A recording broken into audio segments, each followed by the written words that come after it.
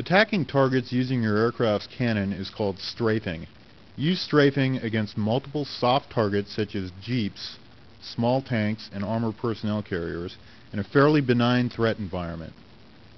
The run-in can be made at high or low altitude. Locate the target in the appropriate air-to-ground radar mode. Cycle through your air-to-ground weapons in the left DDI using the right bracket key.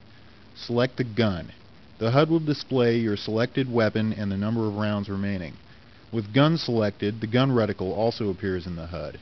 Use Control-A to display radar altitude.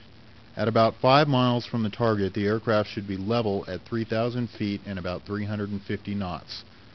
Once the target is in sight, it will start to drop down on the HUD. Maintain level flight at 3,000 feet. Do not keep the nose on the target. If you do, you'll most likely come in too shallow. As the target disappears behind the nose, wait about 3 seconds, then push the nose over and reduce the throttles. The target should be about 15 degrees nose down at this point. Steady the velocity vector on the base of the target, allowing the gun reticle to settle on the target.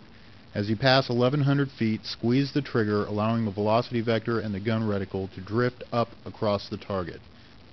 Release the trigger when passing 700 to 800 feet and pull back on the stick for approximately a 4G pull-up until the nose is 15 degrees nose high.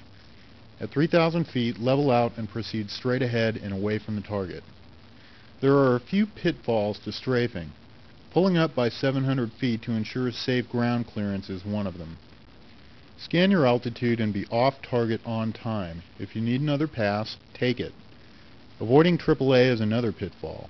Trying to strafe an area blanketed by AAA is basically suicide. Knock out the AAA batteries before strafing your target. We'll cover one of the best methods of dealing with AAA in the section on harm targeting.